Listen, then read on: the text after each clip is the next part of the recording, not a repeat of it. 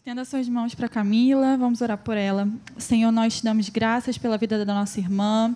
Obrigado, Espírito Santo, pelo que você tem feito na vida dela. Essa casa é uma testemunha, Senhor, que você tem usado ela para nos ensinar, nos dirigir, Senhor, baseado na Tua Palavra, porque a Tua Palavra faz isso em nossos corações. Que nessa manhã nós possamos ser mais uma vez conduzidos por ela, pela Tua Palavra, pelo Teu Espírito, ensinados, Senhor. Então, que o Senhor nos dê um coração ensinável. Use a Camila para isso, Senhor, em nome de Jesus. Amém. Bom dia, irmãos. Eu vou pedir para vocês abrirem suas Bíblias em 1 Coríntios, capítulo 4.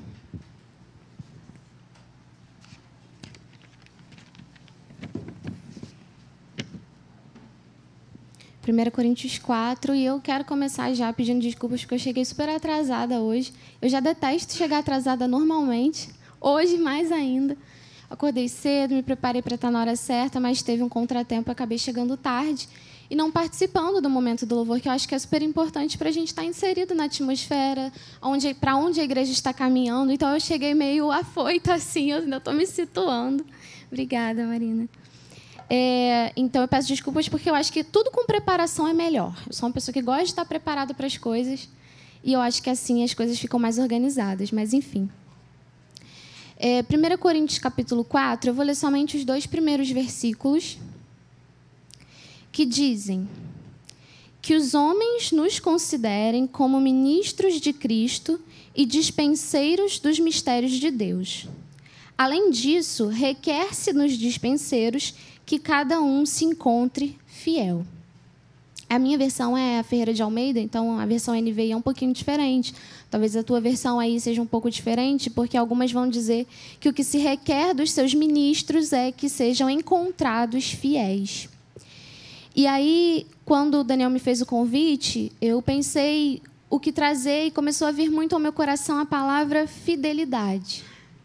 E aí eu lembrei desse versículo, eu não lembrava de onde estava, mas eu lembrava desse versículo que fala sobre ser fiel.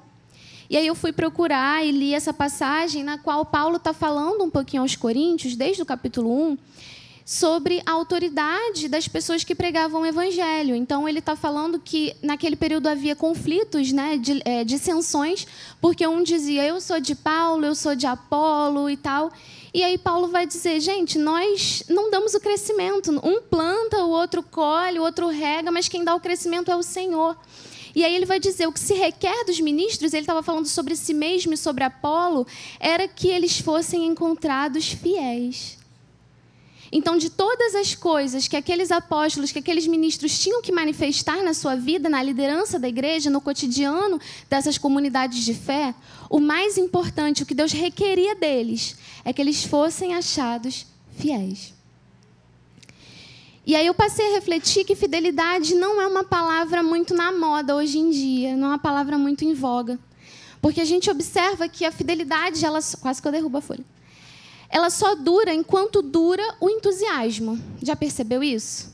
Então, tem até alguns memes circulando pela internet dizendo, se eu não sou automaticamente bom em alguma coisa que eu comecei há 24 horas, eu desisto. Já viu algo desse tipo? Porque a gente quer começar uma atividade, um idioma, um instrumento, e a gente quer ficar bom imediatamente, porque a gente não quer passar pelo processo necessário para que venha o aperfeiçoamento. Outra área que a gente consegue ver isso nitidamente são os relacionamentos.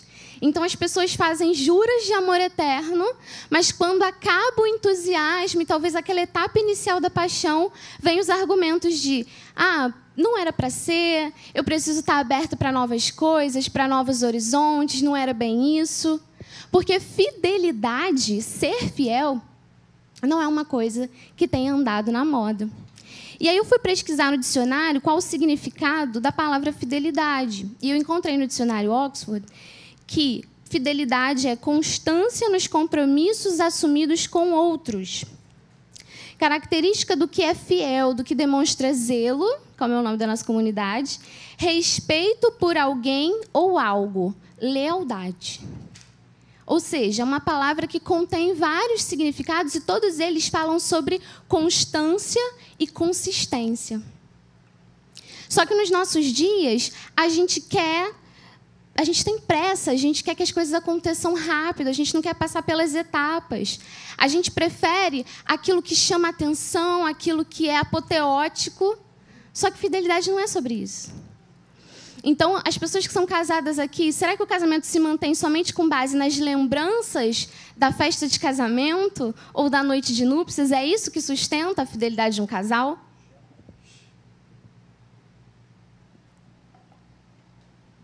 Será que quando a gente procura construir uma carreira profissional, aquele único momento da formatura que você joga o canudo para o alto? Eu nem fiz isso, não tive festa de formatura.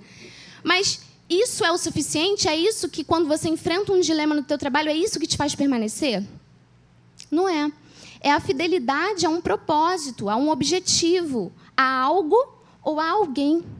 É isso que nos mantém fiéis aos nossos princípios e a outras pessoas. Só que o que eu percebo é que a gente está muito preocupado com aquilo que pode ser demonstrado. Então, existe uma métrica que mede o sucesso, que mede o amor, a paixão. Então, é preciso declarações extensas, buquês de flores volumosos. E, claro, homens, deem buquês para as suas esposas, né? Eu vi o João dando buquê lá para a Mel, coisa linda. Mas não é isso. Não é sobre isso a fidelidade. Porque eu tenho certeza que, se houvesse infidelidade, nenhum buquê do mundo ia consertar aquilo que se quebrou. Nenhuma declaração, nenhum ensaio de fotos maravilhoso no Instagram ia curar os males causados pela falta de fidelidade. E a gente pode achar que isso não tem a ver com a gente. A gente pode pensar, não, realmente o mundo vive tempos de amor líquido, então as pessoas não têm mais solidez, os relacionamentos não se sustentam, é muito difícil hoje você ver casamentos de 30, 40, 50 anos, só daquela geração passada, e a gente pode olhar para esse panorama e pensar, não, eu não sou assim, eu sou filho de Deus, eu sou cristão, então aquilo que rege a minha vida é outra visão de mundo.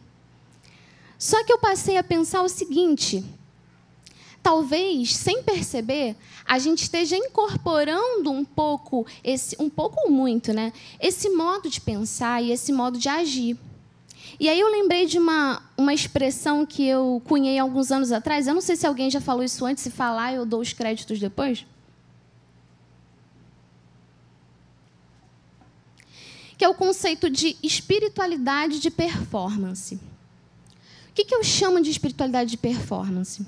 Performance tem duas acepções. Eu acho que as duas são interessantes para a gente refletir. Uma é a performance teatral. Então, quando um ator se prepara para fazer uma peça, ele se prepara para fazer uma performance, né? E aí tem a caracterização, a maquiagem, o cenário, tudo ali ao redor, para que aquela pessoa consiga performar da melhor forma possível.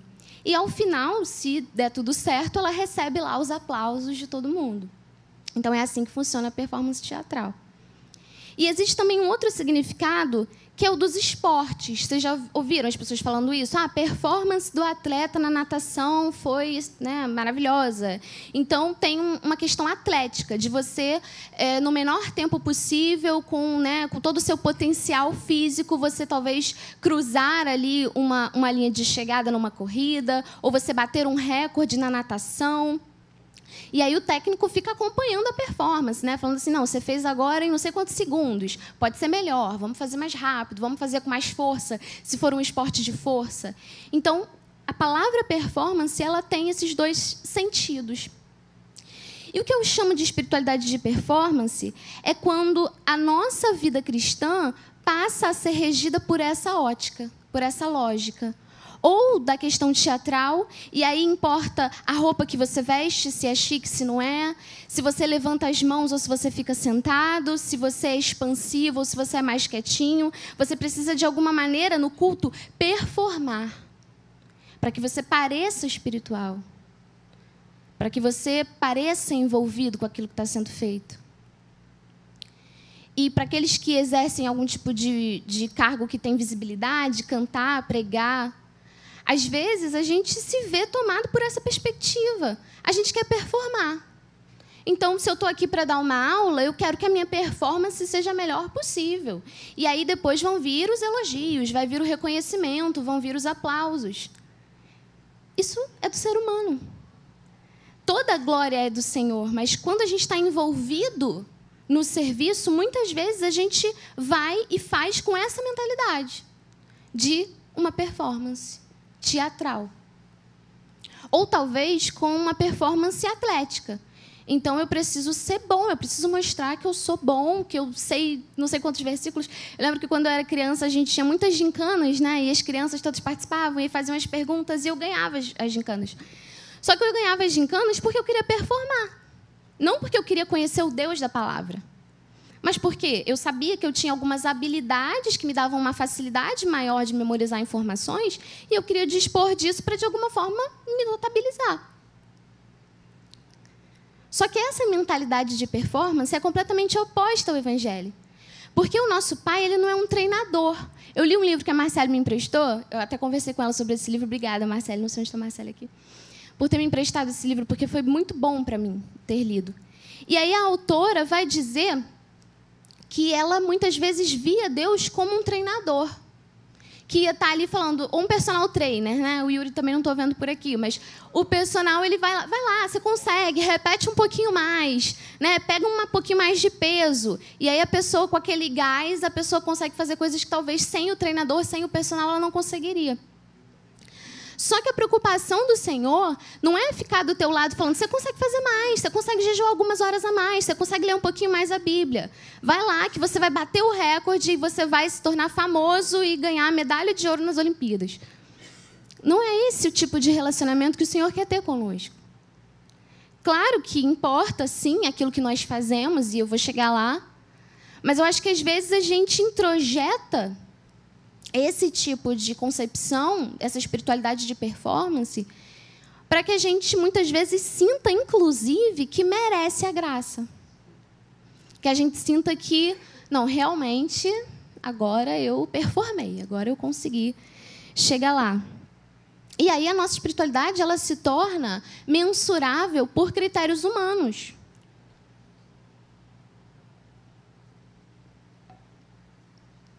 Por exemplo, a gente mensura por quantas horas a gente conseguiu ficar de jejum, por quantas almas a gente salvou. Não sei se você fazia parte desse contexto de chamar as pessoas de almas. Eu sempre achei isso engraçado. Porque eu fico pensando meio no penadinho da Turma da Mônica, assim, uma alminha passando. Porque muitas vezes a gente quer olhar para as pessoas como se elas fossem só almas. Claro, elas são alma. Elas não têm uma alma, elas são alma, né, na perspectiva teológica integral.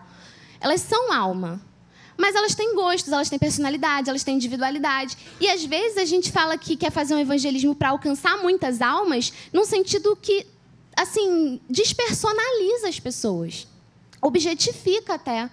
Porque o mais importante é a gente dizer 10 pessoas aceitaram Jesus. Que é outra coisa também, né? Que é daquela coisa que a gente acha que mensura a salvação pela quantidade de pessoas que levantaram as mãos, assumindo um compromisso. Seria ótimo se as pessoas que assumem um compromisso com Cristo permanecessem fiéis até o fim, mas muitas vezes não é isso que acontece. Então, a gente mensura a nossa espiritualidade pela quantidade de textos bonitos que a gente posta no Instagram. E eu gosto muito de escrever textos. Eu tenho uma página que eu escrevo texto, está parada lá, porque, enfim. Mas não é isso. Oi? Vou voltar, vou entrar de férias.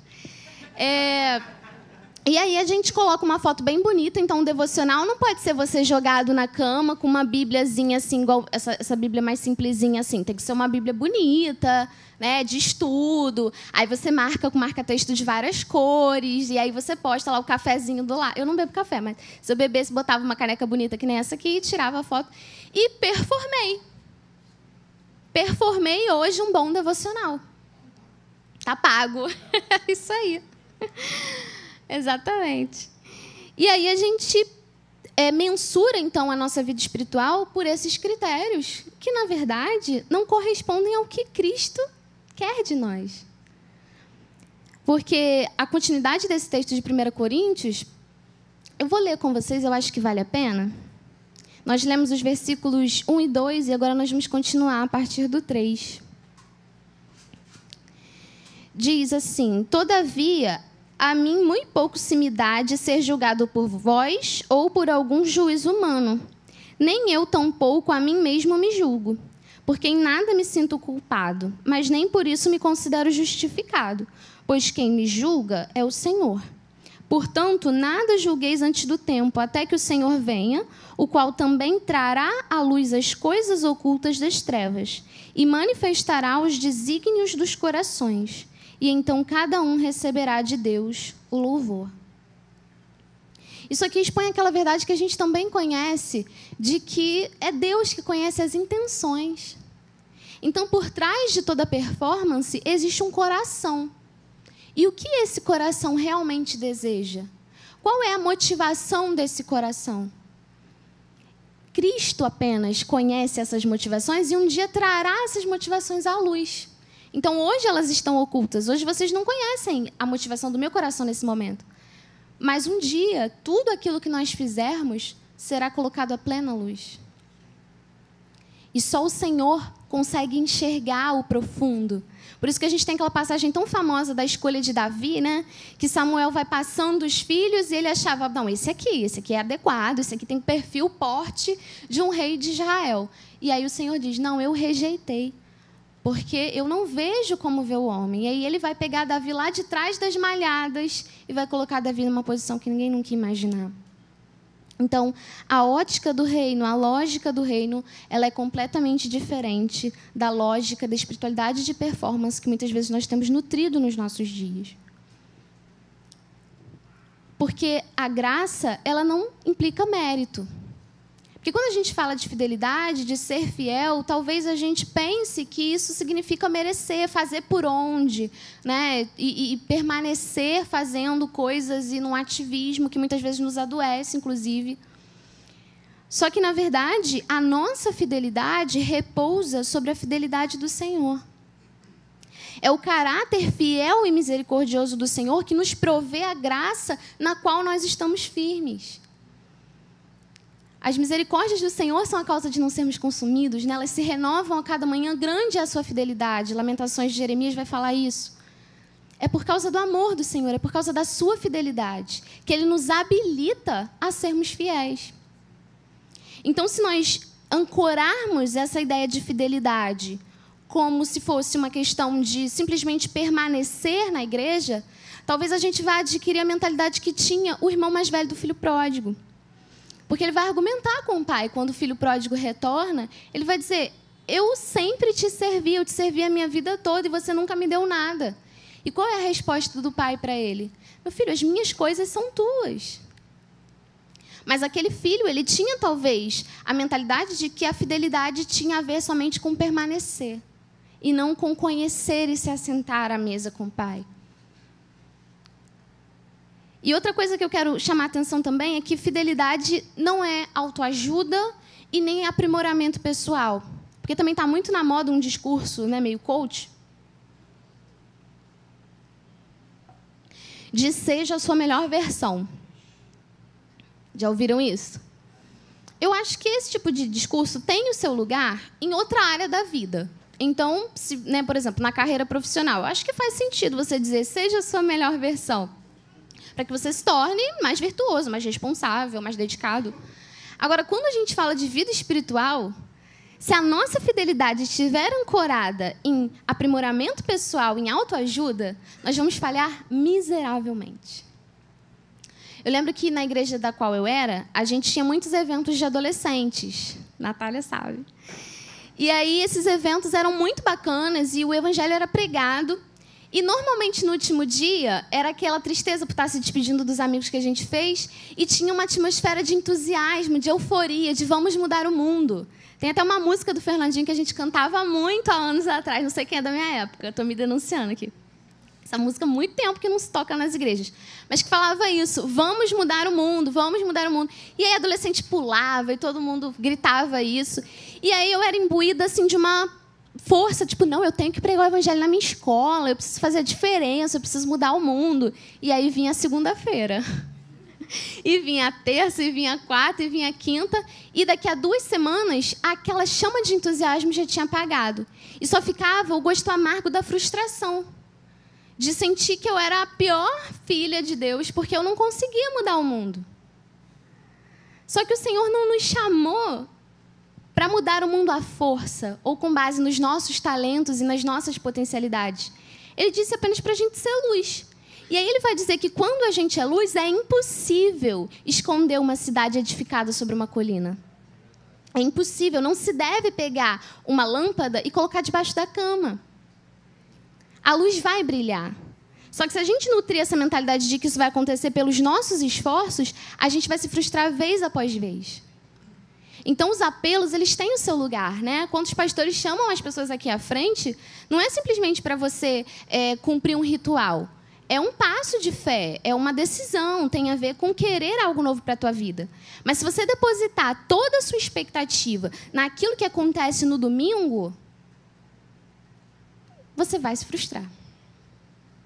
Porque vão chegar as lutas, vão chegar os desafios, e você vai perceber que, de repente, aquele entusiasmo, aquela paixão toda acabou. O gás acabou, sabe? A gente usa essa expressão também. Então, se eu estou dizendo aqui várias coisas que não são fidelidade, ou seja, fidelidade não é merecimento, fidelidade não é mérito pessoal, fidelidade não é aprimoramento. Então, o que é fidelidade? Fidelidade, eu acredito que é atender o convite que Jesus faz lá em Lucas 9, versículo 23. Se alguém quiser vir após mim, tome a sua cruz dia após dia e me siga. É todo dia. Como eu disse, fidelidade não se faz lá quando você faz a festa, quando você faz a viagem de lua de mel. Fidelidade é o dia a dia, quando falta dinheiro, quando falta tempo, quando falta paciência. O Evangelho nos chama a todos os dias tomarmos a nossa cruz e seguirmos após Ele. E nós só vamos conseguir fazer isso se nós realmente amarmos o Senhor. Porque fidelidade real só existe quando há verdadeiro amor. Porque aqui nós não estamos falando simplesmente sobre fidelidade a princípios, fidelidade a regras. Porque se fosse uma mera questão de fidelidade aos princípios cristãos, tem pessoas que andam muito certinhas.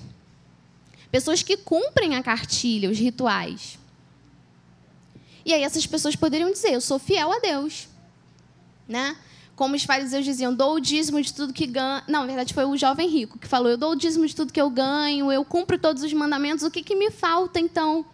E vocês sabem o que Jesus responde para ele. Deixa as tuas riquezas e me segue. E ele não faz isso. E aí Jesus vai dizer, onde estiver o teu tesouro, aí estará o teu coração.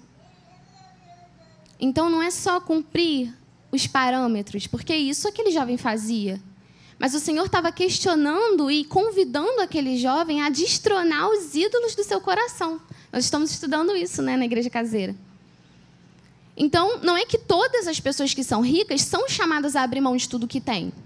Esse convite era para o jovem rico porque o Senhor Jesus sabia qual era o ídolo que precisava ser destronado. E ele tinha a ver com as riquezas. Então, a gente só consegue ser verdadeiramente fiel quando a gente entende que ser fiel a Jesus é ser fiel a Jesus, a uma pessoa. E não simplesmente a regras. E aí, quando a gente pensa que nós estamos sendo fiéis ao próprio Cristo, nós nos lembramos que Ele foi fiel, que Ele é fiel. Que ao longo da sua vida, Ele construiu uma trajetória de obediência. Filipenses vai dizer que ele aprendeu a obediência pelas coisas que sofreu.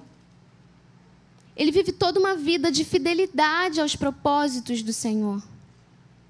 Nós sempre enfatizamos a morte de Jesus, e é claro que ela é o ápice do sacrifício dele. Mas foi toda uma vida de fidelidade. Toda uma vida de deixar de fazer o que ele poderia fazer para fazer o que o Pai o ordenou fazer. Então, quando a gente olha para Cristo e a gente vê como Ele é fiel a nós, ainda que nós não mereçamos, nós nos sentimos constrangidos por esse amor. Porque a Bíblia vai dizer que quando nós ainda éramos pecadores, Ele estendeu a sua graça. Você se lembra daquele hino, quando Jesus estendeu a sua mão para mim? Foi isso que Ele fez. Ele não nos recompensou pela nossa fidelidade para que então nós fôssemos salvos.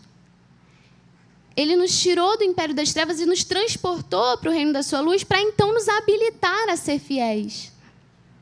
Não é seja fiel primeiro e depois a gente vê, e depois, conforme o seu merecimento, você vai receber a medida justa.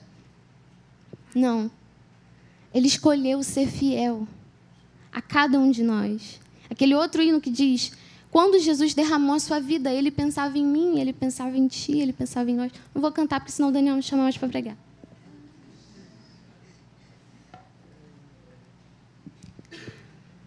O Senhor é fiel.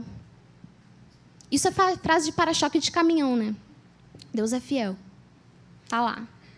Qualquer carro. Mas Ele é fiel.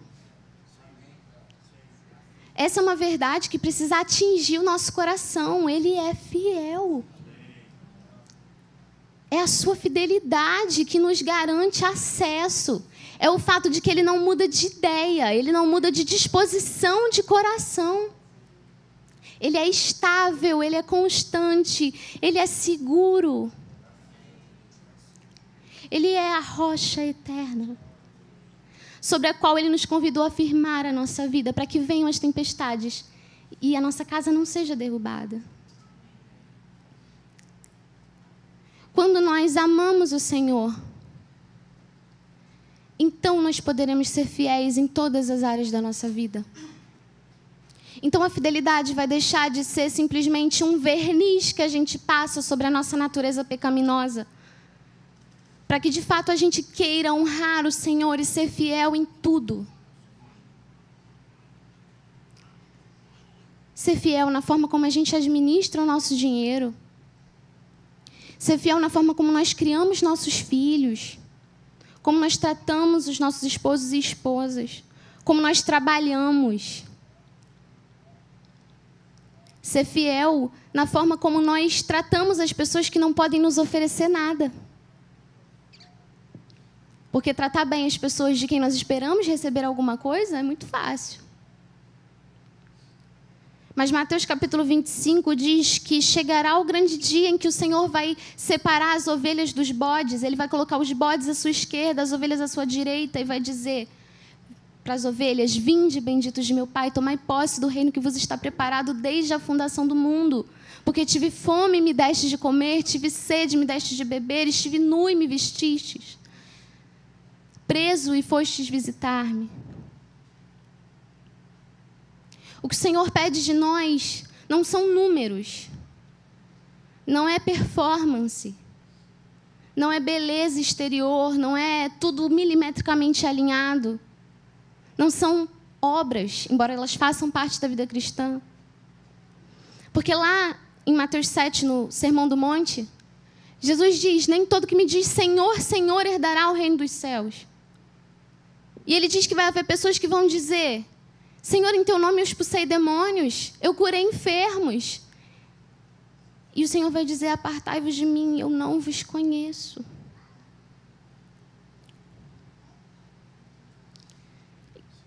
E o que nós precisamos, então, é sermos achados fiéis.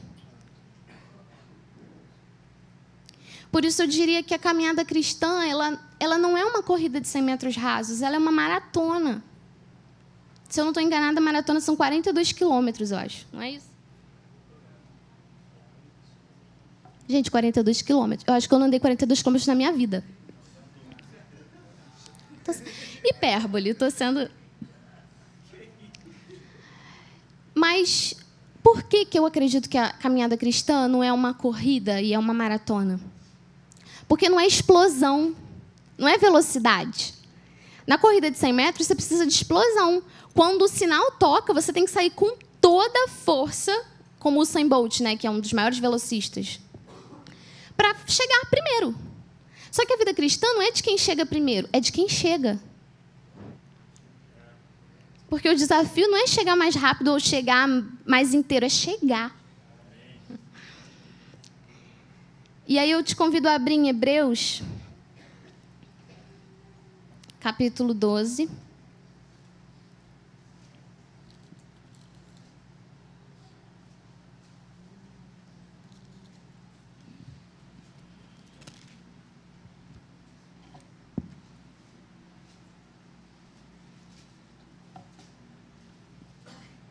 Hebreus capítulo 12 diz assim: portanto, nós também, pois que estamos rodeados de uma tão grande nuvem de testemunhas, deixemos todo o embaraço e o pecado que tão de perto nos rodeia e corramos com paciência a carreira que nos está proposta. A caminhada cristã, ela requer constância e consistência, e não velocidade. Continuando, versículo 2: olhando para Jesus, autor e consumador da fé, o qual, pela alegria que lhe estava proposta, suportou a cruz, desprezando a afronta, e assentou-se à destra do trono de Deus. Considerai, pois, aquele que suportou tais contradições dos pecadores contra si mesmo, para que não enfraqueçais, desfalecendo em vossos ânimos. Uma pausa aqui. Ou seja, o segredo não é um segredo, é olhar para Jesus. Porque quando a gente está caminhando e a gente sente que está difícil demais, que os nossos pés estão cansados, que as coisas estão pesando, como naquela caminhada do peregrino, né, do livro, a gente precisa lembrar que ele suportou a cruz. Que ele não deu atenção à resistência e a todos os olhares. Ontem eu estava lendo o Salmo 22, que é um salmo messiânico, que expressa o sofrimento de Jesus, o escárnio das pessoas ao vê-lo naquela posição de vulnerabilidade. E às vezes, quando eu estou no meu dia a dia, eu sou uma pessoa muito reclamona, muito. Quem me conhece sabe. Mas quando eu olho para o tamanho dos meus problemas e eu vejo aquilo que Cristo fez, eu me sinto tão infiel. Eu me sinto tão miserável. Porque nada, nenhum preço, nenhuma renúncia que a gente tenha que fazer por amor a Ele é maior do que a renúncia que Ele fez por nós. Quando nós olhamos para Jesus, todas as outras coisas, elas se tornam pequenas demais. E é por isso que o segredo é olhar para Ele. E aí, Hebreus capítulo 12 vai continuar mais abaixo. No versículo 12 vai dizer: portanto, tornai a levantar as mãos cansadas e os joelhos desconjuntados, e fazeis caminhos retos para os vossos pés, para que o que manca não se desvie inteiramente, antes seja sarado. O autor de Hebreus, que a gente não tem certeza sobre quem é, ele está dizendo, olha, a gente está caminhando, a gente precisa chegar. Então, fortaleçam as mãos caídas, fortaleçam os joelhos vacilantes, façam caminhos retos para os pés, para aquele que está saindo do trilho, volte a caminhar. E é esse convite que eu dirijo à igreja hoje. Fortaleça suas mãos, firme os seus joelhos que talvez estejam vacilantes. Realinha os seus pés, porque a caminhada ainda não acabou.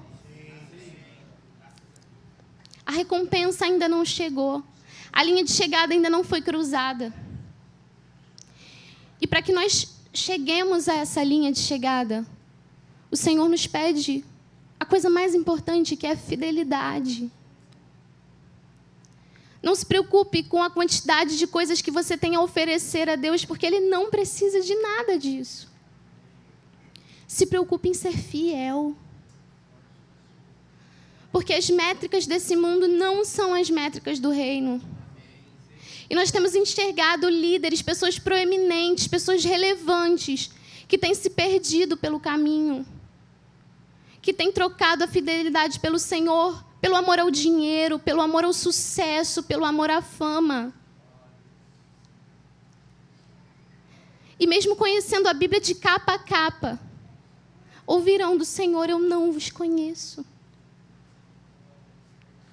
Mas nós não queremos ser dos que retrocedem para a perdição. Nós queremos ser dos que avançam, dos que ouvem do Senhor, vinde benditos de meu Pai. Porque no final das contas, a recompensa da fidelidade é a vida eterna. Apocalipse 2, versículo 10 vai dizer, ser fiel até a morte, e eu te darei a coroa da vida. Nós precisamos chegar lá. Juntos, um pouquinho de cada vez, nos preocupando em sermos fiéis, não em sermos relevantes, em sermos conhecidos, em sermos aplaudidos, mas em sermos fiéis. Porque Hebreus também vai dizer: vocês não têm resistido até o sangue. As coisas que nós enfrentamos no nosso dia a dia não se comparam, por exemplo, ao que a igreja perseguida está vivendo. Eles têm sido realmente cobrados até o sangue para serem fiéis. Quando nós lemos o testemunho daqueles que deixaram suas próprias vidas para se manterem fiéis, nós percebemos que o nosso emprego, o nosso relacionamento, o nosso dinheiro não se compara. Então, o que eu desejo para essa congregação, para essa comunidade, é que vocês sejam fiéis ao Senhor. Quando ninguém está olhando, quando ninguém está vendo, fidelidade não é sobre o que as pessoas veem, não é sobre o que as pessoas falam de nós. É sobre o que nós somos quando ninguém está vendo. É sobre o nosso relacionamento que nós vamos nutrindo um dia de cada vez. Naquele dia que a gente acorda cansado e não tem vontade de orar e não tem vontade de ler a Bíblia. Seja fiel. Sejamos fiéis, irmãos. É essa mensagem que eu tenho a trazer nessa manhã. Vamos orar. Eu te convido a ficar de pé.